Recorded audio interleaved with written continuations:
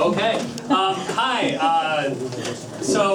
Carl and myself, we both work here at Lakeland College, Japan, and we teach or have taught in both the EAP program and the academic program. And today we're going to talk about some strategies for dealing with controversial language and topics that come up in the classroom.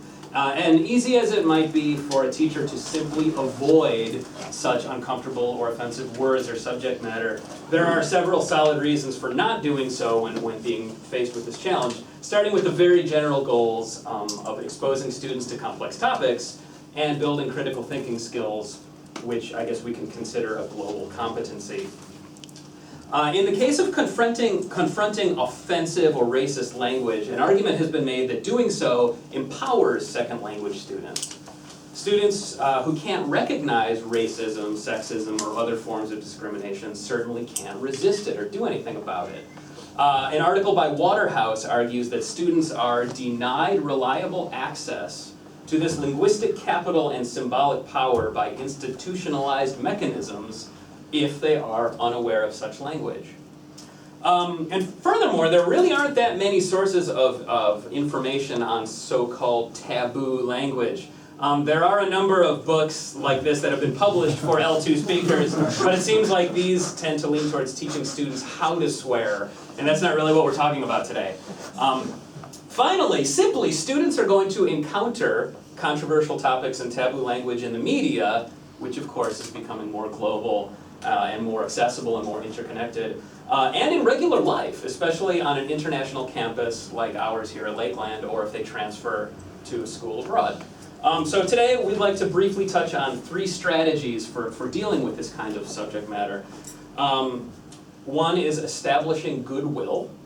Another is considering opposing perspectives. And finally, we're going to talk about using taboos as a jumping off point for discussing social and historical issues.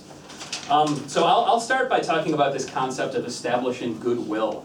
I teach the public speaking class here in the academic program at Lakeland, and my students' first 3 of 6 speeches are informational. They have to do a little bit of research and include that in their speeches.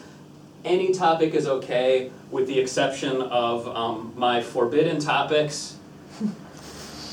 They're boring. Right, they've been done to death, right? Students who have been in a high school class or in an EAP class have done this before, so I want to challenge students to go beyond these. And I certainly don't require students to tackle controversial issues, but I encourage them to do so if they want to. As I said in the introduction, exposure to complex topics encourages critical thinking, among many other benefits. A Korean student came to me with a proposal to talk about the Dokdo-Takeshima Territorial dispute, and I encouraged him to do so, but a day or 2 later he changed his mind and came to me to talk about this, and he said, "I'm afraid that I will offend the class." And my response to him was, "Do you hate Japan?" And he laughed because it was a joke, because he's married to a Japanese person and he lives here, and I know that it's a ridiculous question. And we had not yet gotten to this topic in the class, but we talked about the idea of establishing goodwill, particularly in the introduction of a speech like this. I mean, this is a timely and important topic, and it should be addressed in a college classroom. We shouldn't avoid it for fear of offending some classmates. So essentially, goodwill, the audience's perception of whether the speaker has the best interests of the audience in mind. Particularly outside the classroom, where speakers have a well-established reputation and may be identified with causes that arouse hostility among listeners, the speaker must try to diffuse that hostility right at the start of the speech. Put very simply, I don't hate you, I'm just giving you my opinions here. If students think that they're being lectured to or told that they're wrong or being talked down to, they'll probably just click, stop listening, or maybe even worse. So in this case, I encourage the student to be as academic and unemotional as possible. Pounding your fists in righteous indignation isn't going to change anybody's mind, even with a really emotional topic such as this. And to present the controversy in a larger context as well. Although, of course, I said please give your opinions and your own feelings as necessary. But with a touchy subject like this, establishing goodwill and reaching out to the audience is is particularly necessary. So I'll read you just a tiny excerpt of what he said. He said, "Good morning. Territorial disputes are one of the major causes of wars. An example of this would be the ongoing dispute between Israel and Palestine." And he talked a little bit about that. And he continued, "Some disputes end up being peacefully solved, some end in war, and some continue to this day, like the territorial dispute over Dokdo Islands, known as Takeshima in Japanese." He did a very good job of not getting emotional, and he presented the reasons why Japan lays claim to these islands. And then, of course, he went into his own argument about Korea's right to the islands. And he continued, he said, "I've been trying not to talk much about this issue in front of my Japanese friends because I don't want to be seen as such a Korean nationalist. Before I came to Japan," and he lived abroad a little bit, he said, "before I came to Japan, I talked about this a lot with my Japanese friend, but what they said was quite different from what I learned in Korea." So of course, nobody in the class was visibly offended, and I think that controversy was mostly averted. The only person who was really offended was me, because he went several minutes over the time limit. But it's probably not the last time that this student is going to encounter this controversy living in Japan as he does. And I think it provided the class a really good example of how to deal with it. A few weeks later, an American student came to me with a proposal to talk about medical marijuana in the United States called The Cannabis Controversy, which is a great title. And he had a lot of apprehension about doing this in front of a Japanese audience because of his perception of Japanese attitudes about marijuana and marijuana use. But after he gave me the proposal, I said, "You can't not do this now that you've showed it to me. Let's talk about how to present this." And indeed, he took great pains to acknowledge these Japanese attitudes towards marijuana before he talked about the controversy in the United States. Okay, so to transition from there, I teach both in the EAP program and the academic program, and I'm going to give you an example from each, but I want to start by talking about my work with the EAP program. One of the classes that I teach is the advanced level listening and speaking course, and so my way of incorporating controversy has been through looking at academic or looking at debate. The students, some of them have had a little bit of experience with debate, but it's often with pretty tame topics, cats versus dogs, that sort of thing. So I encouraged them to choose something that was really being debated among governments, among populations. And the class actually chose, in a recent case, to look at gay marriage in the United States. So I said, okay, this is a fantastic topic, but if we're going to cover this, we're going to have to cover it respectfully. And so in order to do that, I set several guidelines. The first was their evaluation wouldn't just be about presentation skills and language. It would also include professionalism and expertise. And when I talked about professionalism, I said, this means choose your language well. You're going to take an emotional or a controversial topic, and you're going to talk about it in a way that sounds academic, that sounds like you know what you're talking about, that sounds like you could say it on TV and you wouldn't have a lynch mob outside your house.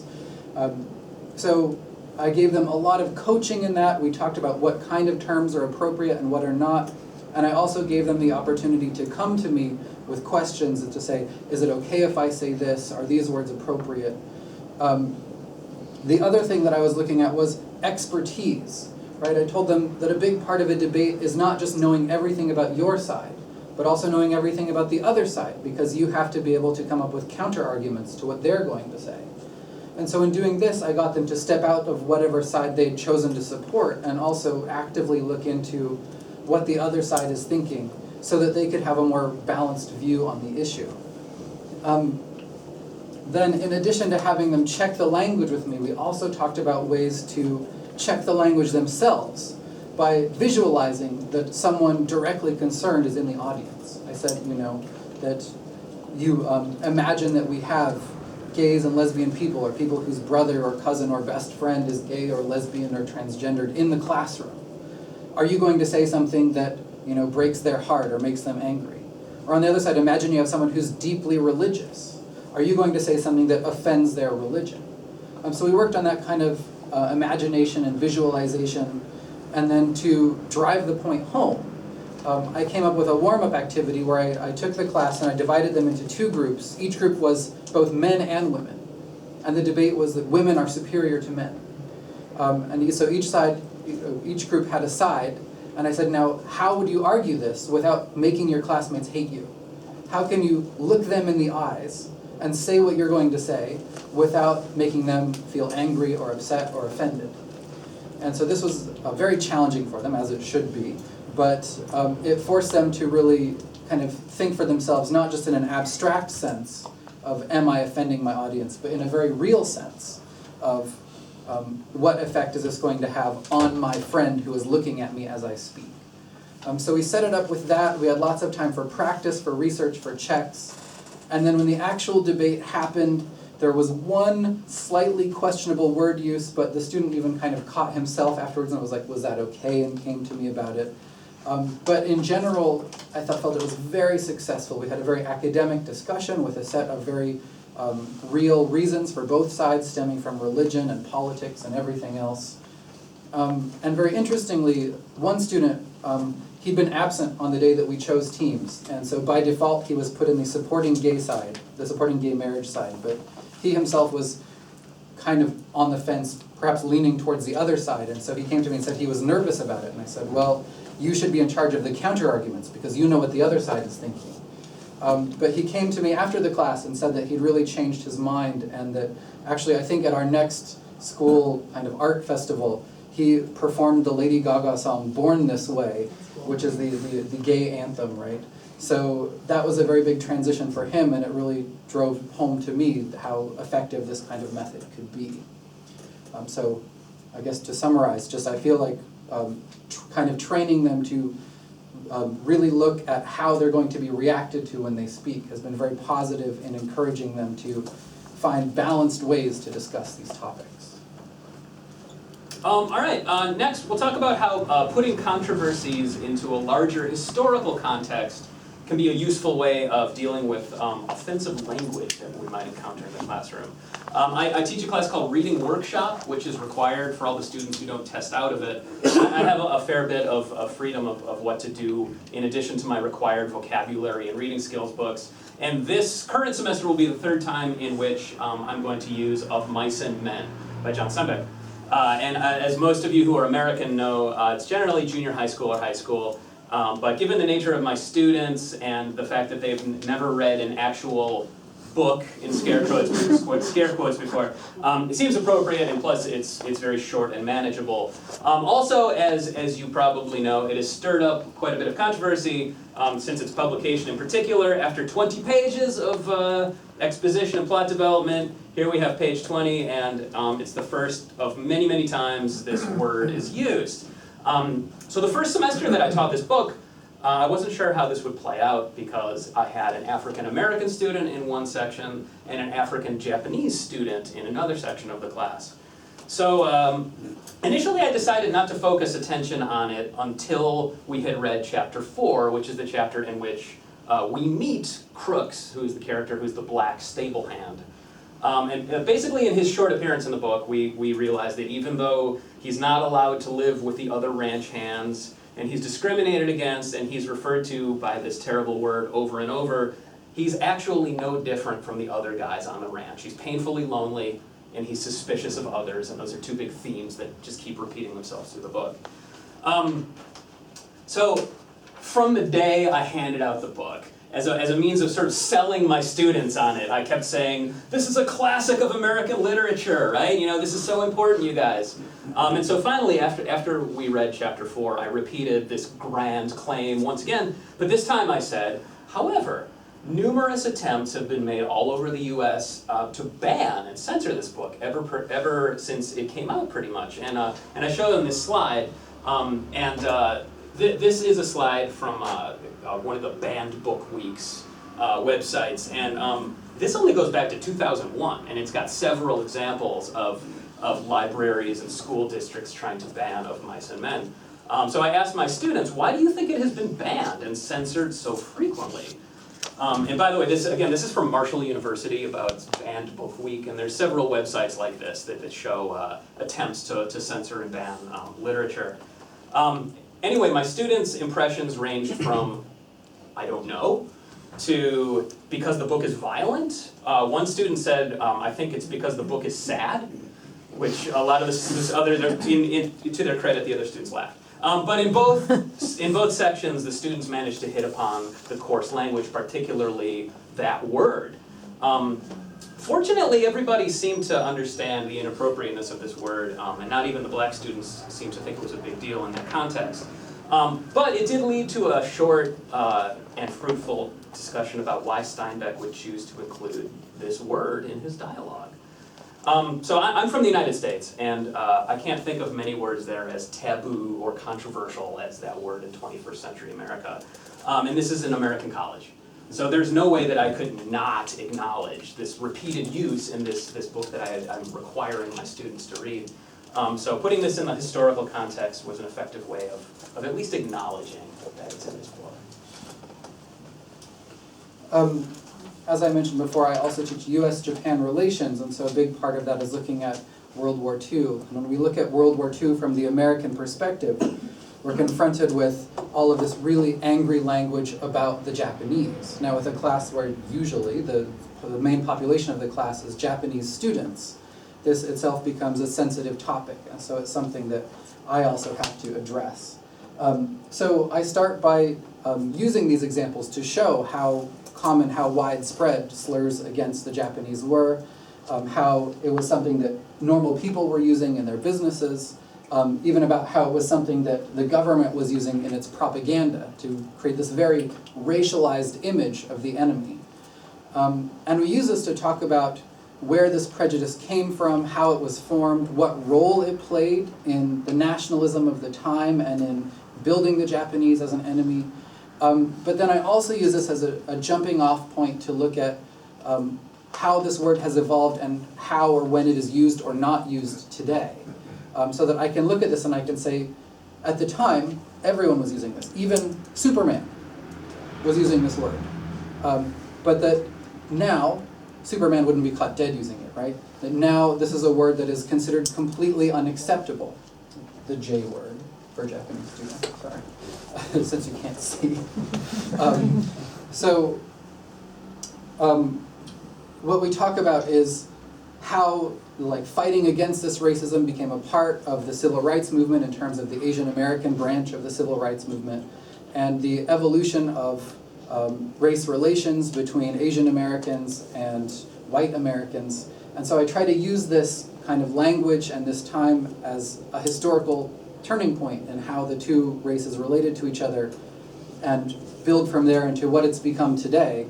And one reason why I do that is, as we mentioned in the beginning, I believe that awareness of this kind of language leads to empowerment. That if the students see or hear this, then they know how to react. And they know that yes, it was acceptable in the 1940s, but that it should never be acceptable today, and that it's worth addressing if this is the kind of thing that they're hearing. So, to conclude, I'm going to read a script for this part, I'm sorry. To conclude, I'd like to re-emphasize the roles of these three skills within the context of global education. Students preparing to study or work in a global environment must be prepared for the challenges of misunderstanding and conflict, whether stemming from cultural differences, interpretations of history, or even ethnic intolerance. In teaching goodwill, respectful debate, and the socio-historical context of taboo language, we aim to promote level-headed self-expression, a willingness to view contentious situations from an opposing perspective, and the knowledge necessary to not only avoid using hate speech, but also recognize its use by others. Global citizenship implies a responsibility for confronting the world's problems head-on, and thus global education should be preparing students to question taboos and address controversies in a productive and beneficial manner. Thank you all for listening. Thank you. All right, once again, we'll hold the questions till